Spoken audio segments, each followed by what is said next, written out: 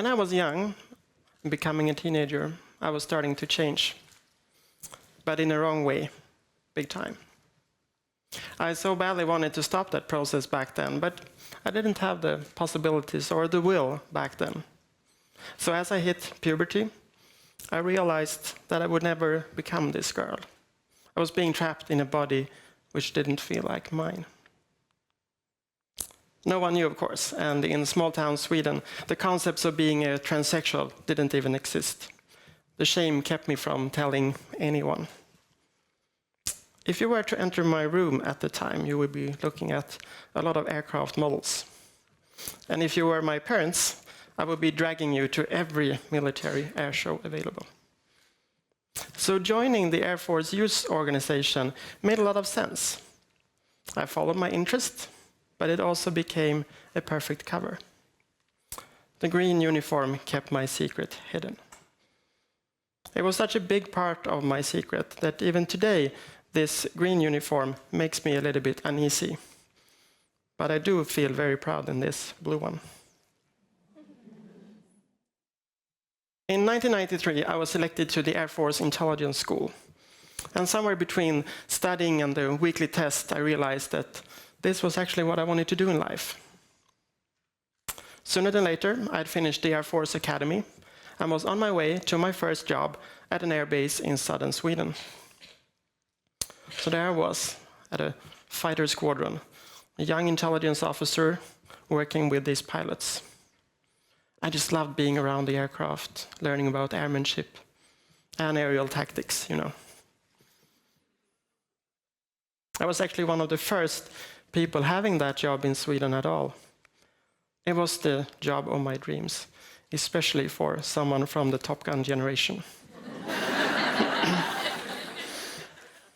I don't know if you recall, but there is this scene where the female intelligence analyst, played by Kelly McGillis, is briefing Tom Cruise about the latest MiG-28 threat.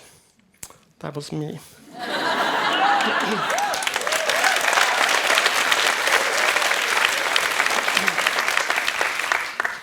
So sitting there at my desk with fighter pilots rushing by, I was scared that if I would embrace who I really was, I would lose all of this. For me, losing my job felt certain. I mean, back then there wasn't even one open gay officer. So being open as a transsexual felt even more impossible. As for many others, moving away from home as part of the military service was kind of a natural thing. So on my own, away from my parents, I knew I wanted to be a girl. But it was just a desire. I didn't know how. I had no word for this thing that I felt. And it really was a thing.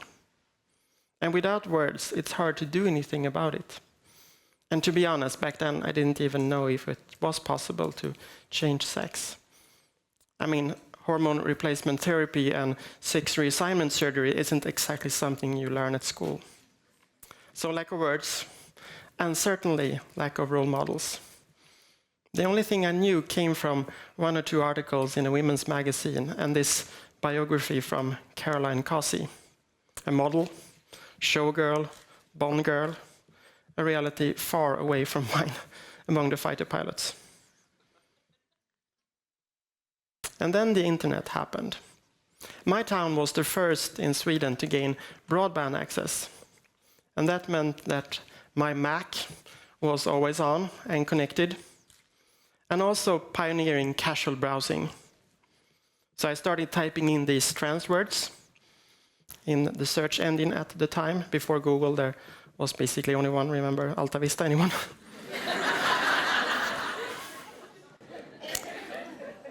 So it turned out that people were sharing their lives as trans persons. These people became very important to me because they put new words on what I was feeling. This thing exploded into many different things, like transvestites, transsexuals, drag queens, and so on. People that on the surface may look very similar, but feel very different on the inside. I also discovered that I like to write, and that helped me understand myself. Interestingly, as I start using these new words and concepts, I was beginning to write my own story. So my feelings took a written form, and my written experiences became like a stepping stone for the next challenge. Things like coming out, or just shopping for clothes at a mall. I chose to put that on the internet. And before people know what a blog was, but I think that was sort of what I did. So, blogging for myself, but also giving a voice to others. I had become one of those who shared. What I didn't expect was that any of the fighter pilots would reach this blog. So, it kind of did. So I had to do something about the fact that people knew about this blog. I chose to be open with my life and my journey at work as well. I figured, since there are so many misconceptions about transsexuals and transgender people, at least I wanted to own my own story. And since I'd written this text on my blog, it was fairly easy to put together briefings for my colleagues. My usual briefings were about fighter pilots, fighter aircraft, and surface-to-air missiles. So I used this very same format to tell them about my life. I came out to fighter squadrons, wrote a letter to the Chief of the Air Force, and helped found the first LGBT network in the Armed Forces, lesbian, gay, bisexual, and transgender people. All these activities were a way for me to figure out if I could keep my job after transition. Was it really possible to stay in the Armed Forces and keep this dream job of mine? Yes, because I was born in Sweden, and the Armed Forces had no formal policy against transsexuals. And also during this process of mine, the politicians here in Sweden gradually extended the legal protection for LGBT people. So I became the first one ever to stay in the Armed Forces after transition. Today, that's possible only in 18 nations, and in the United States, transsexuals are still fired on the spot. So as I'm on this fact-finding and culture-exploring mission, I finally found a label which I could relate to. I was a transsexual woman. But there was this other label that I felt a bit confused about. I was attracted to women, but women are supposed to be attracted to men, right? So could I really be a transsexual? Yes. But after embracing the label, I'm a lesbian. I would like to read you something from one of my papers I got from the authorities. The name Alexandra is, according to Swedish name tradition, a feminine name and obviously unsuitable for a man. I was trying to get my new name approved by the authorities, and I painfully discovered that Sweden needed a modernized law. I wasn't alone, a movement was forming, and since I was one of those sharing, people started reaching out to me, and we started working together. Our first attempts wasn't easy. In 2000, I helped the Member of Parliament, Tassos Staffelidis, to write an official motion suggesting a rewritten law for sex reassignment surgery and change of legal sex status. It was more or less completely ridiculed in mainstream political Sweden. And I think the reason was that people didn't know enough to understand the solutions we wrote. So in this community movement, I experienced the same thing as my personal process. We needed to know what to change. I had an idea who I was, but I didn't know much about us as a group and what we really could or even should do. We had to investigate the current situation, decide how it should be like. Things like legal sex, healthcare issues, and anti-discrimination laws. It had to be about the new law, not my own personal struggle to change my name. I became a member of RFSL, the Swedish Federation for Lesbian, Gay, Bisexual and Transgender Rights. When I was elected, trans persons were officially included in their charter. At the time, RFSL was also awarded Lobbyist of the Year for their work affecting attitudes toward gay rights. It was the perfect place to learn the art of lobbying. So with RFSL as a tool, we turn knowledge into action.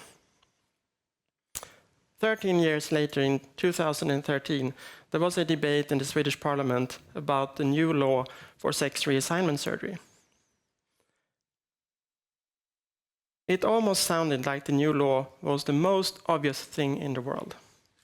The factual errors of the past were long gone, and mainstream political Sweden have moved from ridicule to knowing what to change, how to change it, and most importantly, why. When people understood why, it became a human rights issue here in Sweden. And I think the explanation for our success was the hard work of building this shared knowledge of us as a group. First on a personal level, then educational lectures from the community, and finally these official and research studies from the government. And those made the foundation solid. 9 years ago, I was sitting around the conference table with people wearing different flags on their uniforms. Our nations had decided it was about time that we changed the way the military plans and conducts large military operations in conflict areas. A key part of our project was to provide analytical support to commanders who were tasked to changing and re-establish law and order in those conflict areas. The same story that I faced in my personal journey and in changing the law repeated itself. We needed to know what to change and what we as a military could change. Just as there are preconceptions on how transsexuals are, there are of course stereotypes on other cultures. So we realized that we needed to change intelligence collection and analysis to actually know what the military component could influence.